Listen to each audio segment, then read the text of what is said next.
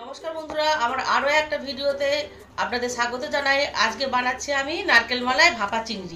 আমি প্রথমে মিক্সিতে 2 চামচ পোস্ত, 2 চামচ সাদা ও কালো সর্ষে, পরিমাণ মতো নারকেল কোড়ানো, 2টো কাঁচা লঙ্কা দিয়ে একটি পেস্ট তৈরি করে নিলাম। এবারে ধুয়ে রাখা চিংড়ি মাছে পরিমাণ মতো নুন, হলুদ, সর্ষের তেল, লঙ্কার গুঁড়ো আর বানিয়ে রাখা পেস্ট দিয়ে ভালো করে মাখিয়ে নেব। 10 মিনিট মাখিয়ে রাখার পর সামান্য জল দিয়ে মাখিয়ে 2টো নারকেল মালাই চিংড়িগুলো তুলে নেব। এবার স্বাদের জন্য সামান্য উপর থেকে সর্ষের তেল দিয়ে নারকেল মালাইগুলো উষ্ণ গরম জলে বসিয়ে দেব। তারপর কলা পাতা চাপা দিয়ে ভাপানোর জন্য মিডিয়াম আঁচে 10 মিনিটের জন্য রেখে দেব। ভালো করে ভাপিয়ে নামিয়ে নিলেই তৈরি নারকেল মালাই ভাপা চিংড়ি। ধন্যবাদ।